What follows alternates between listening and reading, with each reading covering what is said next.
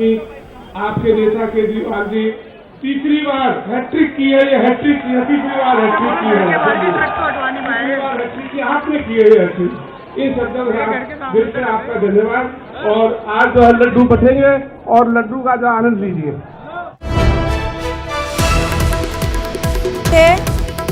देवली से प्रकाश ने ये सीट अपने नाम की है। तो आपको बताएं कि आम आदमी पार्टी ने एक और सीट अपने नाम कर ली है देवली से, और एससी से हैं ये प्रकाश, जिन्होंने ये सीट अपने नाम की है। तो लगातार हम आपको अपडेट दे रहे हैं और आम आदमी पार्टी ने एक और सीट अपने नाम कर ली है। तो इस वक्त की बेहद अहम खबर है जिसमें लगातार हम आपको बता रहे हैं कि आम आदमी पार्टी जो है वो अब तक 2 सीट अपने नाम कर चुकी है, जबकि 55 पर लीड करती दिखाई दे रही है। बीजेपी 13 पर लीड करती दिखाई दे रही है। तो आम आदमी पार्टी ने देवली से प्रकाश ने भी ये जीत हासिल कर ली है और एससी से इनका ताल्लुक है। लगातार हम देख रहे थे कि किस तरह से तमाम अहम मुद्दे जो रहे उसमें ये भी मुद्दा इस बार दिल्ली में छाया रहा। तो देवली हल्के से आम आदमी पार्टी के एक और उम्मीदवार को कामयाबी मिली है। प्रकाश ने ये जीत अपने नाम की है और यहां से उन्होंने बीजेपी के अरविंद कुमार को शिकस्त दी है। तो देवली से बीजेपी के अरविंद कुमार को प्रकाश ने शिकस्त दी है।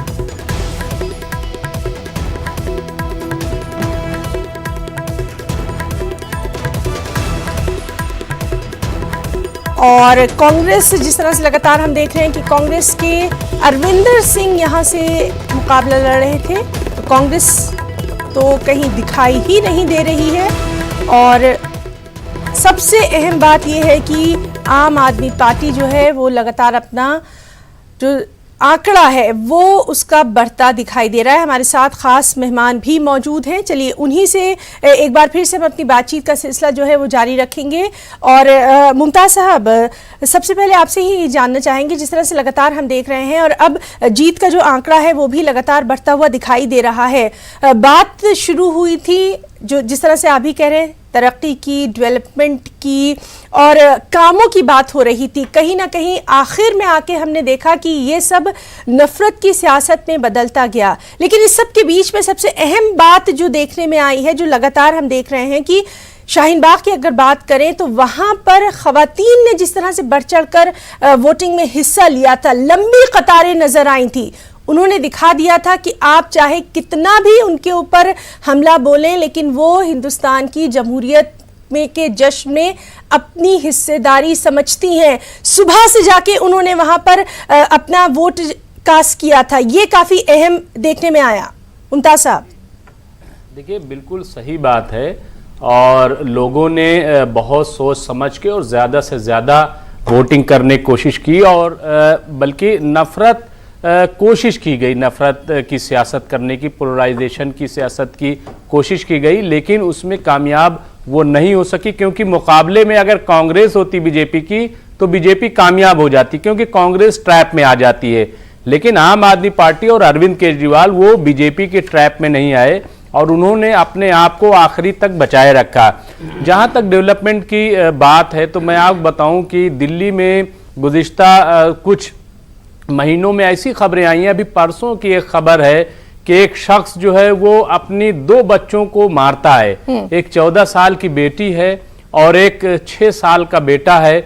उसको पहले गला दबा के उसका कत्ल करता है और उसके बाद खुद मेट्रो में जा करके कूद के अपनी जान दे देता है। रिपोर्ट में ये आया कि माली हालत उसकी खराब हो गई थी, उसकी फैक्ट्री बंद हो गई थी। तो ये असर नोटबंदी का था।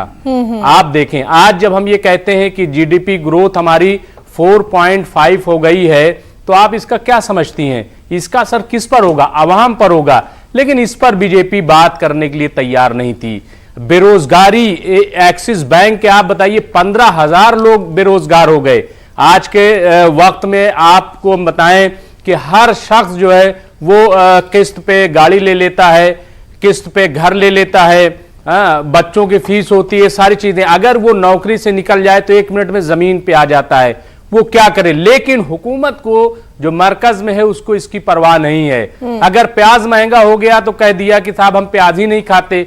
मतलब ये बिला वजह का जवाब जो आता है, तो इसका भी असर देखिए मिला। लेकिन केजरीवाल ने, जैसा कि मैंने कहा कि बुनियादी काम, अब आप समझ लीजिए, मैं एक चीज आपको बताऊं कि अगर मुफ्त बस दे दी औरतों को, तो आप समझिए कि औरतें जो काम करने जाती हैं, अगर 100 रुपए रोज भी उन्होंने बचाए तो 3000 रुपए महीने उन्होंने अपने बचा लिए। 3000 बहुत होते हैं, खास तौर से जो निचला तबका है, जो पसमानदा तबका है, उसके लिए 3000 बहुत होता है। फिर अब आप बिजली के बिल पे आ जाइए, अगर बिजली के बिल में उसने 1,500 से 2,000 रुपए बचा लिए महीने, तो ये कितना हो गया, 3000 और 2 5,000 हो गए।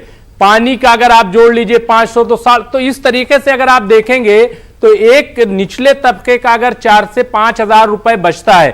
फिर जो स्कूल की, प्राइवेट स्कूल में लोग भेजते हैं ताकि अच्छी पढ़ाई मिले, लेकिन अगर सरकारी स्कूल अच्छे हो जाएं और वहां पे बच्चे जाने लगे तो वो फीस, आज आपको मालूम है कि प्राइवेट स्कूल जो कम से कम है, बिल्कुल लो, उनकी भी फीस एक बच्चे की महीने की 5,000 रुपए कम से कम मैं बता रहा हूं। लेकिन अगर सरकारी स्कूल में वो गया तो उसको 1 रुपए भी नहीं देना पड़ेगा, तो 5,000 ये जोड़ लीजिए।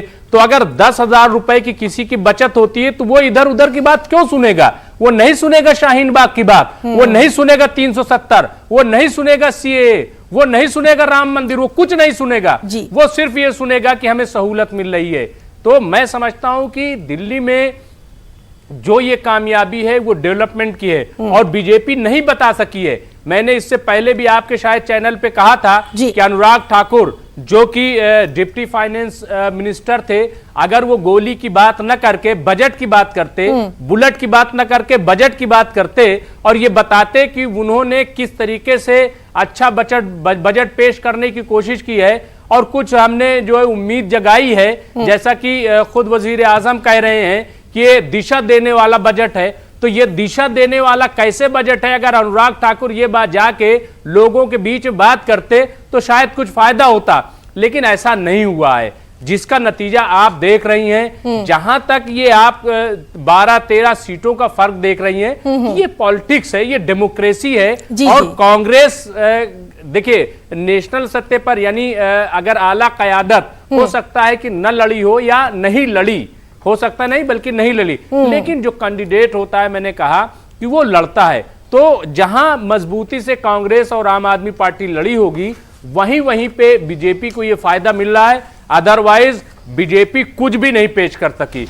जी मुमताज साहब, जी बिल्कुल ठीक, बिल्कुल ठीक आपका तज्जिया है कि कम से कम आपको अपने कामों को तो रखना चाहिए था। और आज का जो आम आदमी है बिल्कुल वो बहुत समझदार हो चुका है, वो इन तमाम फ़िक़्ह परस्त चीज़ों से ऊपर उठ चुका है। और जिस तरह से लगातार हम देख रहे हैं कि जो अहम पॉलिसीज़ हैं, चाहे वो माशी पॉलिसीज़ हो या फिर दूसरी अहम चीज़ें, दुनिया के नक्शे पर हिंदुस्तान को किस तरह से पेश किया जा रहा है, पेश हो रहा है, वो कहीं ज्यादा अब अहम हो चुका है। और तस्वीर हम आपको दिखा रहे हैं आम आदमी पार्टी के दफ्तर से, जहां पर कारकुनों में जोश व खरोश देखा जा रहा है। इस बीच ये भी खबर है कि बंगाल की वज़ीर आला ममता बनर्जी ने अरविंद केजरीवाल को अपनी मुबारकबाद भी दे दी है। तो दिल्ली असेंबली इंतखाबात के नताइज पर लगातार हमारी नज़र बनी हुई है। तस्वीर में आप देख रहे हैं कि किस तरह से, और सियासी हिकमत अमली के माहिर प्रशांत किशोर ने वोटरों को मुबारकबाद दी है। वोटरों को उन्होंने मुबारकबाद देते हुए कहा है कि वोटरों ने हिंदुस्तान की रूह को बचा लिया है। और लगातार इस अहम खबर से भी हम आपको रूबरू करवा रहे हैं कि मनीष सिसोदिया जो है वो कहीं ना कहीं पीछे दिखाई दे रहे हैं, ट्रेल करते दिखाई दे रहे हैं। तो मनीष सिसोदिया, जिस तरह से अभी हम बात कर रहे थे, और मुमताज़ आलम साहब ने बिल्कुल सही कहा कि वो सिर्फ अपनी सीट के लिए नहीं, वो पूरे दिल्ली के लिए लड़ रहे थे। यहाँ पर बीजेपी के रविंद्र सिंह नेगी जो हैं वो लीड करते दिखाई दे रहे हैं। लगातार अहम जो सीट है उन पर भी हमारी नज़र बनी हुई है। और जिस तरह से न्यूज़ 18 उर्दू का अपना एक ख़ास अंदाज रहा है कि हम कुछ भी वक्त से पहले नहीं कहते, आपको एकदम सही और सटीक नतीजे ही देते हैं। तो अभी इस वक्त की ये खबर कि बीजेपी के रविंद्र सिंह नेगी वो लीड करते दिखाई दे रहे हैं, मनीष सिसोदिया जो हैं वो पीछे चल रहे हैं। हालांकि पूरी नज़र जो है हमारी इस पर बनी हुई है और हमारे साथ जो हमारे ख़ास मेहमान मौजूद हैं। चलिए बघेल साहब का रुख करेंगे। बघेल साहब, जिस तरह से लगातार हम बात कर रहे हैं और इससे पहले भी जब हम बात कर रहे थे तो यही बात थी, दिल्ली के चुनाव पर सबकी नज़र थी। कहा जा रहा था कि इस बार का जो दिल्ली का वोटर है वो ये तय करेगा कि उसको काम की बुनियाद पर अपना वोट देना है या फिर जिस तरह से जो एक हेट स्पीच का सिलसिला चल निकला था उसकी बुनियाद पर वोट देना है। खासकर समाज का एक खास तबका, जिसको हम अगर दानिश्वर तबका कहें, वो हमने देखा वो भी कहीं ना कहीं इन तमाम चीज़ों में आगे बढ़ता हुआ नजर आया, तशवीश का इजहार करता हुआ नजर आया। काम जीत गए हैं। दिल्ली का जो मतदाता है देश के दूसरे जगह के मतदाताओं से बहुत ज्यादा समझदार है, जागरूक है, पढ़ा लिखा है। इसीलिए जो दिल्ली का एक तरह से आप परिणाम सामने देख रहे हैं जो विधानसभा में, उसका बहुत बड़ा कारण यही रहा है कि वहाँ काम जीता है, वहाँ खाली भावनाएं नहीं जीती हैं, एक तरह से कहीं ना कहीं उकसाने वाला प्रचार नहीं जीता है। क्योंकि आप पिछला हिस्ट्री भी देखें, 15 साल जब शीला दीक्षित थी यहाँ पे, तो शीला दीक्षित ने क्या किया यहाँ की, जब हम पढ़ते थे तब यहाँ पे आप चांदनी चौक की तरफ जाइए तो मुंह से पूरा काला चेहरा एकदम से पड़ जाता था, आंख जलने लगती थी, खांसते थे तो जो हमारा कफ निकलता था ब्लैक निकलता था, तो वो खत्म किया उन्होंने, सीएनजी इंप्लीमेंट किया। फिर दूसरी तरफ जो चलने में इतनी भीड़ होती थी, जाम लगता था, फ्लाईओवर के माध्यम से उन्होंने क्या किया, रास्ता सुगम बनाया। तीसरा, ग्रीनरी फैलाई, गार्डन्स बहुत सारे शीला दीक्षित ने बनाए और रोड बनाई, सड़कें जिस तरह शीला दीक्षित ने बनाई है मुझे लगता है वो अभी आम आदमी पार्टी ने भी नहीं बनाई। तो ये पुराना जो इंफ्रास्ट्रक्चर एक तरह से जिन्होंने संरचना के लिए काम किया था उसने कांग्रेस किया, इसीलिए वो नारा अपना और एक अहम खबर नाज़रीन को दे दें कि कपिल मिश्रा, बीजेपी के जो अपने बयानात के लिए जाने जाते रहे, कपिल मिश्रा पीछे नजर आ रहे हैं, ट्रेल करते नजर आ रहे हैं। बेहद अहम खबर, कपिल मिश्रा आपसे फिर वो बीजेपी में शामिल हुए थे और यहाँ पर आप आम आदमी पार्टी के अखिलेश पति त्रिपाठी लीड करते दिखाई दे रहे हैं। तो कपिल मिश्रा ये काफी अहम सीट मानी जा रही है और लगातार जिस तरह से कपिल मिश्रा अपने ट्वीट के जरिए, अपने बयानात के जरिए सुर्खियों में रहे थे, उसके बाद ये सीट काफ़ी अहम हो जाती है और अब यहाँ से लीड करते दिखाई दे रहे हैं और आम आदमी पार्टी के खाते में तीसरी सीट भी जा चुकी है। आपको बताएं कि आम आदमी पार्टी की तिलक नगर से जर्नैल सिंह, आम आदमी पार्टी के जर्नैल सिंह ने ये सीट अपने नाम कर ली है। तिलक नगर से ये अहम खबर हम आपको दे दें कि आम आदमी पार्टी के खाते में तीसरी सीट भी चली गई है। जर्नैल सिंह तिलक नगर से ये सीट जीत चुके हैं। तो आम आदमी पार्टी अब तक 3 सीटें जीत चुकी है, 54 यानी 54 पर लीड कर दिखाई दे रही है और उधर बीजेपी 13 पर लीड करती दिखाई दे रही है। तो लगातार जो रिजल्ट आ रहा है उस पर भी हमारी नज़र बनी हुई है। तमाम तर अपडेट हम आपको देख रहे हैं। हमारी जो टैली है वो भी आप देख सकते हैं और जिस तरह से अभी हमने आपको बताया कि आम आदमी पार्टी के अभी तक जो 3 हैं, अब्दुल रहमान सेलमपुर से, प्रकाश देवली से और तिलक नगर से जर्नैल सिंह। तो आम आदमी पार्टी को 3 सीट मिल चुकी है। ये तीसरी सीट वेस्ट दिल्ली तिलक नगर से जर्नैल सिंह ने अपने नाम की है। तो आम आदमी पार्टी के खाते में 3 सीट जा चुकी है और 54 पर लीड करती दिखाई दे रही है। और इस सब के बीच में जो दिल्ली असेंबली इंतखाबात हैं उसके ऊपर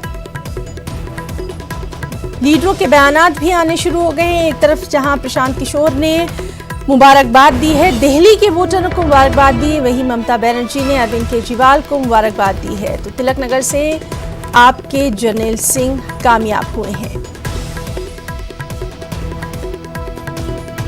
तो बेहद अहम खबर, लगातार अब हम आपको वो आंकड़ा दे रहे हैं कि किस तरह से आम आदमी पार्टी जो है उसके खाते में अब तीसरी सीट भी 3 सीटों पर आम आदमी पार्टी ने कामयाबी हासिल कर ली है। जर्नैल सिंह तिलक नगर से।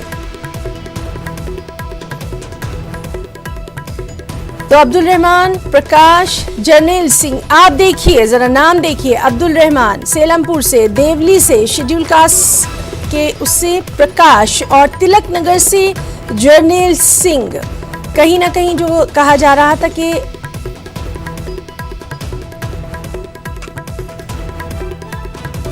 जर्नैल सिंह आम आदमी पार्टी से, तो आम आदमी पार्टी को अब तक 3 सीटों पर कामयाबी मिली है। साथ ही साथ आपको हम जो मेन टैली है वो भी दिखा रहे हैं। 54 यानी 54 पर आम आदमी पार्टी लीड कर रही है और बीजेपी 13 पर लीड कर रही है। जर्नैल सिंह ने राजीव बब्बर, बीजेपी के राजीव बब्बर को यहां पर शिकस्त दी है तिलक नगर में। और जिस तरह से लगातार हम बात कर रहे हैं कि दिल्ली का हर इलाका अपने आप में बहुत ख़ास है और हर इलाके की खासियत रही है। बघेल साहब, आपसे हम बात कर रहे थे और जिस तरह से आप कह रहे थे कि दिल्ली का वोटर जो है वो काफ़ी समझदार हो चुका है, इसी को थोड़ा सा और हम चाहेंगे कि आप वजाहत करें और ख़ासतौर से जिस तरह से अब लगातार जीत का आंकड़ा भी सामने आता जा रहा है। समझदार हो नहीं चुका है, समझदार पहले से था, अब ये हम कह सकते हैं कि और ज्यादा मैच्योर हुआ है। तो उसकी मैच्योरिटी का बहुत बड़ा कारण हम बता रहे थे कि कांग्रेस ने 15 साल यदि दिल्ली में राज किया है तो उसका बहुत बड़ा कारण यहाँ का जो संरचनात्मक विकास किया था शीला दीक्षित ने, उसके आधार पर वो जीतती रही हैं। सड़क के आधार पर, गार्डन के आधार पर, फ्लाईओवर्स के आधार पर, ये सब चीजें थी कि पर्यावरण प्रदूषण को एक तरह से रोकने का, प्रदूषण को रोकने का उन्होंने काम किया, इसलिए शीला दीक्षित जीती। आगे उसी कड़ी में हम देखें तो ये जो आम आदमी पार्टी की तीसरी बार सरकार जो बना रही है तो उसमें महत्वपूर्ण मुद्दा क्या था? शिक्षा था, स्वास्थ्य था, बिजली पानी थी, महिलाओं के लिए यदि फ्रीबीज का कारण दे सके, कुछ सुविधाएं दे सके, वो था। तो यहाँ देखिए, यहाँ भी उन्होंने एक तरह से बुनियादी मुद्दों को पकड़ा और जो सीधे सीधे आम आदमी से जुड़े हुए, जैसा कि नाम है आम आदमी, तो उसी तरह आम आदमी के एक तरह से हम कहें नब्ज को आम आदमी ने पकड़ने की कोशिश की और सुधार कहाँ किया? जहां पर मिडिल क्लास जाता है या लोअर मिडिल क्लास जाता है उन स्कूलों को सुधारने की कोशिश किया, जहां पे हेल्थ का इशू आता है उन हॉस्पिटलों को सुधारने की कोशिश किया। तो ये सीधे सीधे कहीं ना कहीं असर पड़ता है, क्योंकि आप आज जैसे रिजवी साहब बता रहे थे कि आप किसी के गरीब आदमी से 5,000 या 3,000 रुपए बचा लेते हैं तो एक बहुत बड़ी उनके लिए सहूलियत हो जाती है। लेकिन तब भी हम कहेंगे कि एक जो इस तरह का आम आदमी पार्टी ने ये पिछले 1 साल में जो इस तरह की सुविधाएं दी हैं, पिछले 4 साल में नहीं दिया। पहले तो वो कहते रहे कि हमें काम नहीं करने दे रहा है, ये हमें सरकार रोक रही है। तो एक तरह से इन्होंने भी उसी तरह पॉलिटिक्स की शुरुआत तो वहीं से किया था जहां से कांग्रेस और बीजेपी ने किया था। लेकिन इधर 1-1.5 साल में आप देखें तो एक तरह से आम आदमी पार्टी के भीतर में एक मैच्योरिटी आई है, क्योंकि नई पार्टी है, उनके पुराने लोग निकल चुके थे, कुछ ही चेहरे थे जो यहाँ पे लड़ रहे थे और एक तरह से स्ट्रेटजी बना रहे थे। तो उन्होंने समझा कि भैया इससे बहुत ज्यादा जनता को फर्क नहीं पड़ने वाला है। तो उन्होंने चीजों को समझा और लगातार 1-1.5 साल में उन्होंने जो काम किया और पिछले मैं कहूं कि 3 से 6 महीने में जिस तरह से उन्होंने काम किया, उसका प्रभाव सीधे सीधे इन्होंने वोट को कन्वर्ट कर पाए रिजल्ट में। जी, तो वोट को बदल लिया है नतीजों में। और हमारे साथ ऋषि मिश्रा भी मौजूद हैं और साथ ही साथ मोहित साहब भी मौजूद हैं। ऋषि जी, आपसे भी यही जानना चाहेंगे, जिस तरह से लगातार हम बात कर रहे हैं कि काम आगे आया, आगे भी दूसरी रियासतें बची हैं जहां पर अब काम की बुनियाद पर ही आम आदमी अपना वोट जो है वो देने वाला है। अब कहीं ना कहीं नफरत की सियासत खत्म होती दिखाई देगी, कम से कम उम्मीद। आप यदि 2019 के लोकसभा चुनाव में भी आप देखा होगा कि सोशल इम्पैक्ट, जो सरकार का जो सोशल इम्पैक्ट था, खासकर उज्ज्वला योजना या स्वच्छ योजना, जो ग्राउंड और अरविंद केजरीवाल बेहद अहम खबर लीड कर रहे हैं आम आदमी पार्टी। तो लगातार हम अपने तमाम नाज़रीन को दिखा रहे हैं वो तमाम अहम सीटें। और जिस तरह से जी ऋषि मिश्रा जी, आप अपनी बात जारी रखिए। रहा था जैसे मोदी जी के जीत में सोशल इम्पैक्ट का बहुत बड़ा रोल था, उसी तरह अरविंद केजरीवाल के जीत में सोशल इम्पैक्ट, चाहे वो बिजली का हो, पानी का हो, फ्री बस यात्रा हो, धार्मिक यात्रा हो, ये कहीं ना कहीं इम्पैक्ट किया है। खासकर पिछड़े जो सोशल इकोनॉमिकली जो पिछड़े वर्ग के लोग हैं, मैं झुग्गी झोपड़ी में कई विधानसभा में गया, वहाँ मैं पाया कि एक तरफा जो पोलराइजेशन था आम आदमी के पक्ष में। दूसरा बड़ा कारण है कि बीजेपी के जो ये हार है उसका भी एनालिसिस करने की जरूरत है। देखिए, आप चाहे महाराष्ट्र चुनाव को ले लीजिए, हरियाणा चुनाव ले लीजिए, झारखंड चुनाव ले लीजिए, हर चुनाव में बीजेपी का चेहरा नरेंद्र मोदी जी थे। वही स्टेट लीडरशिप या स्टेट लीडर का जो चेहरा जो होता है उसको आगे करके, नो डाउट महाराष्ट्र में देवेंद्र जी थे, हरियाणा में खट्टर साहब थे, लेकिन उनसे बड़ा चेहरा मोदी जी को आगे करके चुनाव लड़ा गया था। उसी तरह झारखंड में और उसी तरह दिल्ली में आप देखेंगे कि 5 साल में बीजेपी स्टेट लीडरशिप में ऐसा चेहरा नहीं बना पाई जो केजरीवाल के टक्कर का हो।